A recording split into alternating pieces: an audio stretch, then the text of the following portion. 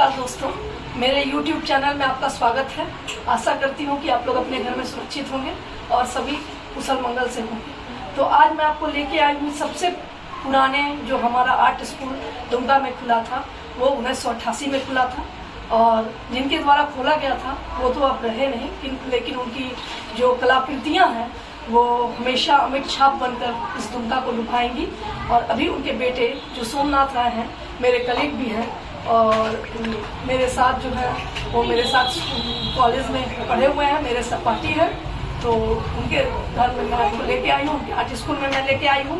चलिए उनका इंट्रोडक्शन करवाती हूँ। ये है बड़े सहपाठी सोमनाथ राय और चलिए मिला जाए आपके स्कूल से, आपके ड्राइंग स्कूल। देखिए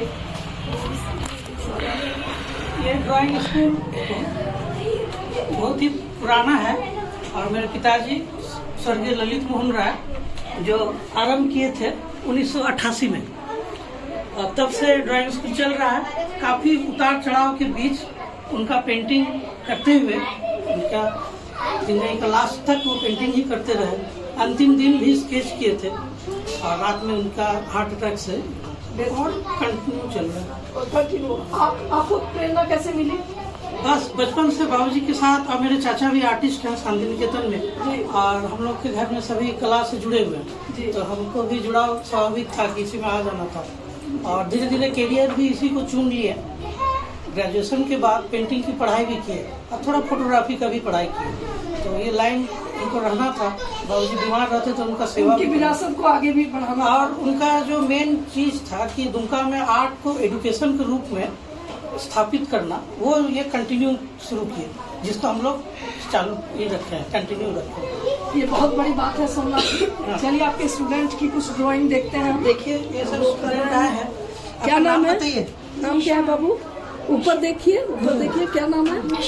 निशांत। कब से आप आ रहे हैं?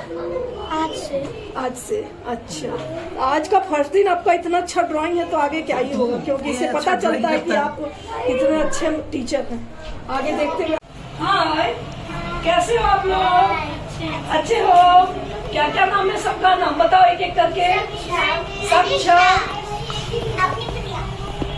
और अनीशा, आदित्य बड़ा है आपका, आदित्य केशरी आपका, आपका। अच्छा, तो सब आप लोग ड्राइंग स्कूल ज्वाइन कर लिए हो? कब से आ रहे हो बेटे? कब से आ रहे हो बच्चे? हो गए अच्छे दिन। ये लोग भी बहुत दिन से, हाँ करीब।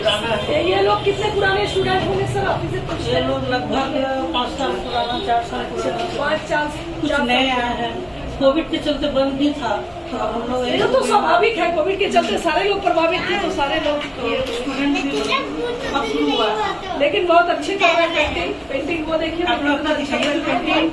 ये देखिए ये अपना एक बना हुआ है,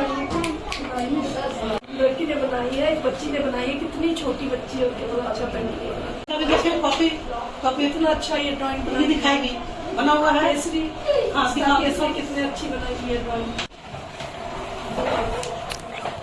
क्या नाम है? प्रिया। हाँ, क्या बनना चाहती हो? Painter. Good good good good. आपका नाम? सुनीता रॉय। सुनीता रॉय। ये बालभारती में हम लोग पढ़ा करते थे, अच्छा है ना? तो फिर बहुत अच्छा लगा आपसे मिलके। और ये बहुत बड़ी बात है कि आप पेंटिंग कर रही हैं और अपने जो विरासत को आगे बढ़ा रही हैं। ये बहुत बड़ी बात है कि अपने विरासत को आगे लेके जाना। आया उनके ससुर जी ने, उनको ये आगे लेके जा रही है। आजकल के दिन में बहू के लिए बहुत बड़ी बात होती है और मैं भी इनसे बहुत प्रभावित हूँ और चाहूँगी कि ये आर्ट को ये आगे बरकरार रखें और बच्चों को अच्छी शिक्षा। कला के लिए आपका क्या है? देखिए, कला एक ऐसा माध्यम है जिसके चलते हम लोग तो नॉर्मली बच्चे को सिखाते हैं, तो एक ये ट्रीटमेंट भी है बच्चे लोगों का कि उनका मन भी बहुत अच्छा होता है, मानसिक रूप से स्वस्थ होता है। और इसको हम, क्योंकि बाबूजी इसको शुरू किए थे, तो इसको हम लोग चाहते हैं कि बहुत ज्यादा ही आगे बढ़ा के इसको ले जाए। और दुमका के लिए अभी इतना नहीं है, इतना कुछ हम नहीं देख रहे हैं, हम बाहर से आए हुए। तो कोलकाता के हैं हम। तो देखते हैं इसको आगे ले जाना बच्चे लोगों के लिए अच्छा स्वास्थ्य और सुंदर एक वातावरण भी देता है। ये बहुत बड़ी बात है। इसको चाहेंगे हम लोग आगे बढ़ाए, जितना दिन तक हम लोग ले जा सकते हैं इसको और आगे ले जाए। Start again. हाँ, कैलोग्राफी क्या है जिसके बारे में आप बता रहे थे? देखिए, कैलीग्राफी जो है एक राइटिंग लेखन कला को कैलीग्राफी हम लोग कहते हैं। ये आर्ट के विभिन्न आयाम हैं, जिसमें पेंटिंग है, स्कल्पचर है, प्रिंट मीडिया है, कैलीग्राफी है। इसमें एक पार्ट है आर्ट मीडिया में, और कैलीग्राफी है राइटिंग के लिए। हम लोग बच्चे को कैलीग्राफी इसलिए शुरू करते हैं कि हाथ का ड्राइंग और आपका राइटिंग, ये दोनों का सुधार हो। तो इसमें हैंड राइटिंग का भी सुधार होता है। तो ड्राइंग के बहाने, आर्ट स्कूल में आने के बहाने लोगों का अक्षर को भी सुधारने का हम काम करते हैं कि लोग को कुछ राइटिंग सिखाया जाए, ताकि लोग का लिखने में, हैंड राइटिंग में सुधार हो। बहुत से बच्चे कैलीग्राफी नींव है। अच्छा। इसको हैंड राइटिंग और कमर्शियल आर्ट में काम लगाया जाता है। इसमें बहुत तरह के राइटिंग लिखने के लिए अलग अलग नींव की जरूरत होती है। तो ये कैलीग्राफी नींव हम लाए हैं जी। ये सब में ये स्याही से ही किया जाता है। और कुछ कैलीग्राफी में ये सब कुछ पेन भी आते हैं। ये सब फाउंटेन पेन है जो कैलीग्राफी के लिए काम आता है। तो हम आपको दिखाते हैं कि हम लोग बच्चे को स्टार्टिंग में कैलीग्राफी में क्या करते हैं। उन लोगों का अक्षर जो है, जैसे हम लोग का हिंदी अक्षर है, तो हम लोग उसको पहले एक लाइन खींचते हैं, और इस लाइन में हम उसको लिखना सिखाते हैं कि इस लाइन के अंदर आप लिखने का प्रैक्टिस करो, जिसमें हम इंग्लिश हो, हिंदी हो, सबका एक करते हैं कि आपका लाइन में लिखा जाए। अब है कि कैलीग्राफी का बहुत सारा ये है। अब कर्सिंग में आप अगर लिखते हैं तो ये देखिए, अब वैरायटी, राइटिंग तो वैरायटी है। ये सब एक एक पार्ट है कैलीग्राफी में। ये जैसे बोल्ड है, इटैलिक बोल्ड है, ये कर्सिव में है। हमारा जो क लेखन है, जो हम लोग स्कूल में सीखे थे जी। और ये आज भी हिंदी लिखने में काम आता है। बहुतों का, मैक्सिमम स्टूडेंट का हैंड राइटिंग बहुत खराब पाया जाता है, खास करके हिंदी। तो हम लोग उसको थोड़ा सा हिंदी का भी और इंग्लिश का भी कैलीग्राफी के थ्रू से अच्छा सुधार में काम। ये बहुत बड़ी बात है। अब एक पंथ दो काज जो मैंने सुना था, वो देखिए इसमें नजर आ रहा है कि ये दोनों, ये कितने बारीकता से इसको लिखा गया है। क ख ग ABC, ये जो है कर्सिव राइटिंग है, ABC। तो आप देख सकते हैं इसकी सुंदरता को। और आजकल के जनरेशन के बारे में ये तो मैं इतना जान चुकी हूँ, क्योंकि मेरे भी बच्चे इंग्लिश मीडियम में पढ़ते हैं, तो उनकी हिंदी थोड़ी सी वीक तो होती ही है। ये सब आप लोग मानने से इनकार नहीं करेंगे। तो ये सीखना क ख ग बहुत जरूरी होता है। अगर पूरे अल्फाबेट, तो शुरुआत थोड़ा किया जाए जो आपके पापा ने बनाए हो, उससे शुरुआत करना पसंद करते हैं, ताकि उनको भी एक ट्रिब्यूट हम दे सके। देखिए, पेंटिंग पापा का बना हुआ बहुत सारा, लगभग हम अपने पूरी उम्र पेंटिंग देखते रहे। सबसे माने इम्पोर्टेंट और सबसे दुर्लभ पेंटिंग में ये ताजमहल है, जो कि 1970 में बाबूजी बनाए थे। आज भी हमारे पास सुरक्षित रखी हुई है, और इस पेंटिंग से आप उनका विलक्षण को देख सकते हैं।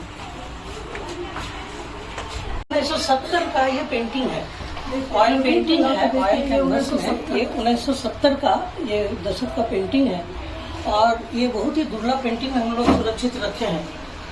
और क्राफ्ट्स में भी काम करते थे, जैसे बाबूजी का विषय हुआ करता था ग्रामीण जीवन, तो क्राफ्ट्स में ये सब कोटिंग से काम किया हुआ है। हाँ, ये तो ऑयल पेंटिंग था। आइए आपको और सब पेंटिंग दिखाते हैं।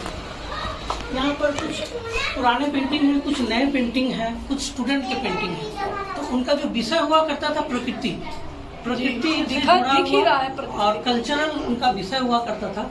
आम जीवन को वो चित्रित करते थे, जो गांव में, पहाड़ एरिया में रहते थे। तो ये सब पेंटिंग ये दिख ही रहा है आपके हर एक पेंटिंग में ग्रामीण छटा है। जैसे ये जो हमारे ग्रामीण लोग गाँव का पूरा, हमारे दुर्गा के आसपास प्राकृतिक दृश्य के साथ जो ट्राइबल गाँव है, आदिवासी गांव है, या कोई भी गांव के जनजीवन का चित्रण बाबूजी बहुत बारीकी से करते थे। उनकी व्यक्ति भी यही थी कि बहुत नॉलेज रखते थे इसी विषय। और आर्ट एंड कल्चर, जो डांस है, म्यूजिक है, उन लोगों का आर्ट है, उन लोगों का जीवन है, इसी को लेकर वो अपना काम करते हैं। और यहाँ देखिए सब प्रकृति से जुड़ा हुआ कुछ मॉडर्न आर्ट भी बाबूजी बनाए। ये सबसे मॉडर्न आर्ट है। कुछ थीम लेके भी विषय बनाते थे, जैसे दहेज लेके एक वो थीम था। और एक दहेज का जीवन जो नारी को लेके वो चित्रित किए थे, कुछ जीवन को लेके चित्रित किए थे, कुछ आदिवासी गांव का उन लोगों का नृत्य का दृश्य है। फिर आप उधर बाएं देखिएगा उन लोगों का दैनिक जीवन जो हुआ करता है, यहाँ पर उन लोगों का एक लैंडस्केप है, गांव का दृश्य है। उसके बाद उनको कुछ बहुत सारा अवार्ड भी मिला हुआ, पुरस्कृत बहुत सारे हैं। हम लोग कुछ ही टांगे हैं।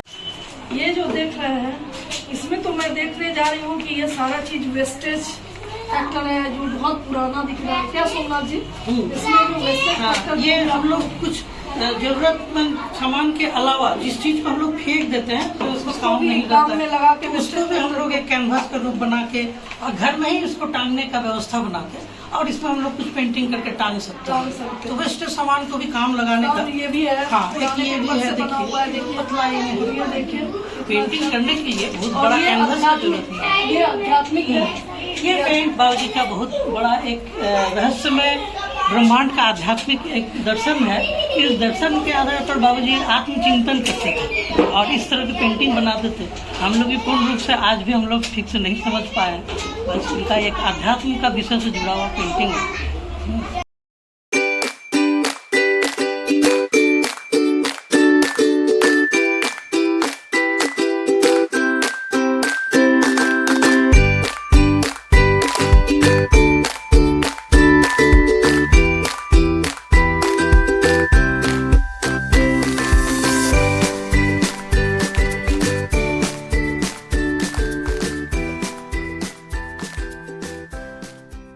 देखिए कैसे सिखा रहे हैं हमारे सोमनाथ जी।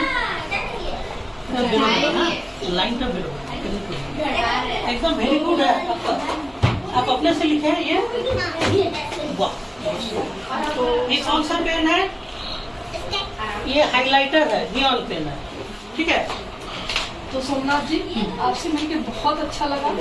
आप लोग आए, बहुत बहुत धन्यवाद। इतना अच्छा आप अपने विरासत को आगे लेके जा रहे हैं। हम चाहेंगे कि ये विरासत आप और आगे लेके जाएं। आपका कला का मंच ये फले फूले और हमारे आदिवासी कल्चर के बारे में या हमारे ग्रामीण कल्चर के बारे में या झारखंड के कल्चर के बारे में जो आपने बताया वो बिल्कुल सत्य है। ये आपकी पेंटिंग से नजर आ रहा है और इसमें आपके पिताजी के जो सोच है वो भी निखर के आ रहे हैं। और मैं चाहूंगी आगे आप अपनी सोच को प्रसार रखें और सोच को आगे लेके जाएं और एक कला को एक अच्छे मंच पे लेके जाएं और सभी लोग इसकी ओर प्रोत्साहित हो। और हम जानते हैं कि एक मानसिक रूप भी इसमें स्वस्थ होता है, लोग स्ट्रेस से मुक्त होता है। ये सबसे बड़ी आजकल की दुनिया में प्रॉब्लम है और स्ट्रेस मुक्ति होना चाहिए। तो धन्यवाद।